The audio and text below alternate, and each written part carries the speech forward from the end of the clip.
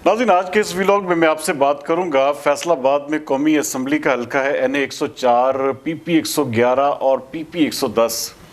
नाज़रीन, यहाँ पर मुस्लिम लीग नून जो है वो इंतहाई ज़्यादा जिसे कहते हैं कि टफ पोजीशन में है।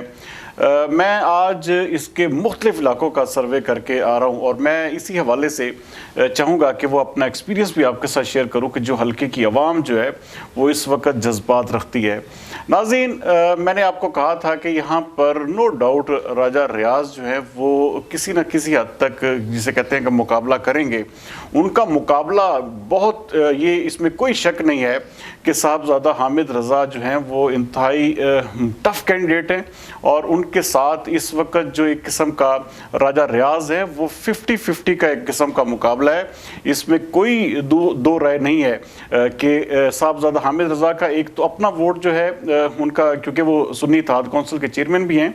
मजहबी जमातों का भी तमाम तर वोट उनके साथ है और उसके साथ साथ पाकिस्तान तहरीक इंसाफ का जो वोटर है वो भी उनके हवाले से जो है वो बोल रहा है। तो ये चीज़ें जो हैं वो, हालांकि राजा रियाज मैं आपको पिछले प्रोग्राम्स में कहता रहा हूँ कि वो इंतहाई मजबूत कैंडिडेट हैं, लेकिन इस वक्त जो ग्राउंड पोजीशन है वो वहाँ पर ऐसी नहीं है कि जिसमें जिसे कहते हैं कि प्लेट में रख कर जो है वो सीट मिल जाएगी किसी को भी। यहाँ पर टफ मुकाबला होगा और टफ मुकाबले के बाद कोई भी यहाँ पे जीत सकता है। साहबजादा हामिद रज़ा भी यहाँ से जीत सकते हैं और राजा रियाज को भी यहाँ से कामयाबी मिल सकती है। इस वक्त जो कौमी असम्बली की सीट है उसके ऊपर जो है बड़ा ही कड़ा मुकाबला होगा और उसमें कोई भी इस वक्त तक की पोजीशन है कोई प्रेडिक्शन नहीं की जा सकती। जो नीचे दो हल्के हैं वहाँ पर जो फ़कीर हुसैन डोगर हैं वो किसी हद तक जो है वो मुकाबला कर सकते हैं, किसी हद तक उनकी पोजीशन जो है वो भी हालांकि 50-50 है। वहां पर अगर टिकट जो है पाकिस्तान तहरीक इंसाफ महबूब आलम सिंधु को देती है तो वहां पर महबूब आलम सिंधु जो है वो किसी न किसी हद तक सीट निकाल सकते हैं। लेकिन अगर टिकट जो है वहां पर असद मोअज़्ज़म साहब या किसी और को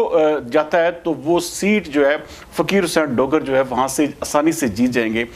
जबकि क्योंकि महबूब आलम सिंधु का यहाँ पर जो फैसलाबाद पे जो उन्होंने काम किया हुआ है, पाकिस्तान तहरीक इंसाफ के साथ कमिटेड भी रहे और उसके साथ साथ उनके घरों पर मैं आपको बल्कि पिछले प्रोग्राम में बता भी चुका हूं कि वो वाहिद उम्मीदवार है जिनके ऊपर जिसे कहते हैं कि ताबड़तोड़ छापे पड़ रहे हैं और वो पार्टी के साथ अभी तक जो है उसी तरह लॉयल्टी का लेवल जो है उनका उसी तरह है। और उनके साथ साथ यहाँ पर उन्होंने एज ए चेयरमैन डिवीजन जो शिकायत एक किस्म का सेल था उन्होंने वो भी सर्व किया। तो लोगों को एक किस्म का बेहतरीन अपनी जो उन्होंने अपनी सर्विसेज दी हैं, अवाम के साथ राब्ते भी बड़े गहरे रखे हैं। तो ये वजह है कि अगर महबूब आलम सिंधु को यहाँ पर पाकिस्तान तहरीक इंसाफ टिकट देती है तो ये सीट जो है किसी हद तक वो आसानी से निकाल सकती है। लेकिन अगर टिकट जो है वो अगर किसी और को जाता है तो यहाँ से फ़कीर हुसैन डोगर की पोजीशन भी जो है वो इतनी बुरी नहीं है। फ़कीर हुसैन डोगर जो है एक अच्छा मुकाबला करके वहाँ से फिर अगर महबूब आलम सिंधु की बजाय कोई और उम्मीदवार हुआ तो वहाँ पर वो जीत सकते हैं।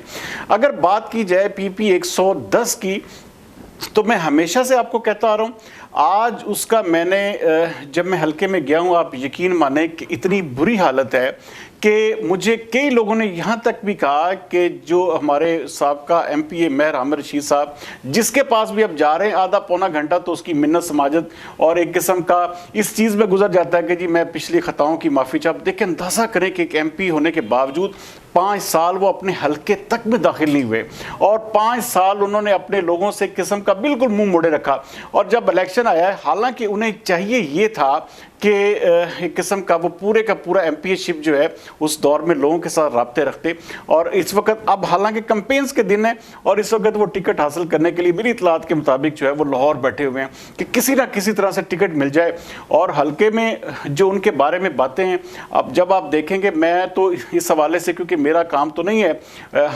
बल्कि एक खसूसी तौर पर एक औरत जिसकी बच्ची कत्ल हुई थी उसने हमें रोक कर अपना बयान रिकॉर्ड करवाया कि मेरा तकरीबन कोई पता नहीं, हालांकि वो उनके सेक्रेटरी के ऊपर उन्होंने इल्ज़ामात लगाए कि पता नहीं कोई 45 लाख रुपया मेरी बच्ची का मर्डर का कोई मामला था। तो इस हद तक है कि लोग उनके ऊपर बराह रास्त अब एक किस्म का वो उनके ऊपर इल्ज़ामात भी लग रहे हैं। लोगों के जो है वो ना मिलना जो है वो शिकायतें अपनी जगह। तो उस औरत का बयान सुनकर बहरहाल मुझे बड़ी हैरत हुई और उस हवाले से जो है वो आप आने वाले प्रोग्राम में देख लेंगे। लेकिन उनकी पोजीशन जो है मेहर आमिर रशीद की इंतहाई ज़्यादा ख़राब है हल्के में। अगर उनको मुस्लिम लीग नून आप देखें, क्योंकि क्योंकि शहर में बहुत सारी बातें होती हैं कि पता नहीं किस किस तरह की वो पार्टी को, जारी बात है फाइनेंस कर रहे हैं, पार्टी लीडरान को जो है सुनने में आ रहा है कि बहुत महंगी महंगी चीज़ें जो है उन्होंने शायद जो है मुबैना तौर पर इस हवाले से दी हुई हैं। तो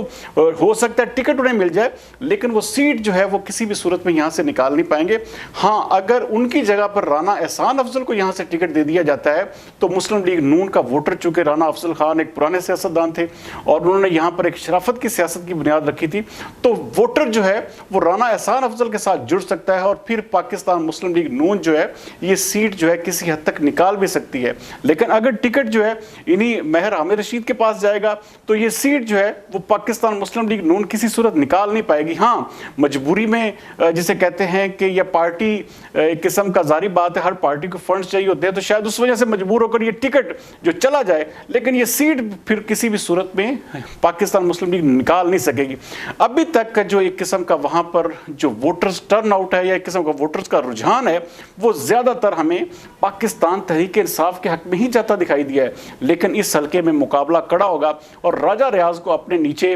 पैनल बनाने के हवाले से इंतहाई ज्यादा जिसे कहते हैं कि सीरियस बुनियादों पे सोचना पड़ेगा, क्योंकि अगर उन्होंने अपने नीचे पीपी 110 में एमपीए अपनी मर्जी का ना लिया या राना एहसान अफजल जिस तरह मैं बात कर रहा था इस जैसा कोई नौजवान अगर वो सामने ना लाए तो उनकी अपनी सीट को भी खतरात लाक हो सकते हैं, क्योंकि वहां पर साहबजादा हामिद रजा इंतहाई अच्छी पोजीशन में हैं और उनका जो वोटर है वो सर चढ़ कर बोल रहा है। इसी तरह वहां पर जो पाकिस्तान तहरीक इंसाफ के नौजवान हसन न्याजी हैं वो भी, उनका भी वोटर जो है वो बराह रास्त का नाम लेता है। तो ये चीजें जो हैं यहां पर पाकिस्तान तहरीक इंसाफ को किसी हद तक इस हल्के में एज जरूर हासिल है। और उसके साथ साथ मेरी दौरान प्रोग्राम वहां पर जो ओवरसीज शारजा के प्रेसिडेंट हैं अतीकुर रहमान चौधरी, वो भी पाकिस्तान तहरीक इंसाफ के एनए के उम्मीदवारान में से हैं। और उसके साथ साथ जो गुलाम अब्बास जो यहाँ पर उनके पाकिस्तान तहरीक इंसाफ के कारकुनान हैं वो भी इस वक्त पीपी के टिकट के ख्वाहिशमंद है, पीपी 111 से। तो यहाँ पर पाकिस्तान तहरीक इंसाफ का वोटर या वर्कर्स जो है वो आपस में जुड़े हुए हैं। वहां पर उनका जो एक किस्म का आपस में जो मेल जोल है वो इंतहाई अच्छा मुझे नजर आया। तो यहां पर पाकिस्तान मुस्लिम लीग नून को ये सीटें जीतने के लिए बहुत तगड़ी मेहनत करनी पड़ेगी और राजा रियाज का यहां पर उनकी सियासी बसीरत का भी बहुत बड़ा इम्तिहान है कि आया वो अपने नीचे किन किन उम्मीदवारान को लेकर आते हैं, किस तरह का पैनल बनाते हैं, क्योंकि असल में जो पैनल बनेगा उसी की बुनियाद पर ये इलेक्शन इस हल्के का जो है वो लड़ा जाएगा। उम्मीद करते हैं आज का व्लॉग आपको पसंद आया होगा। अगले प्रोग्राम तक सरदार अमीन जतोई को दीजिए इजाजत। पाकिस्तान जिंदाबाद।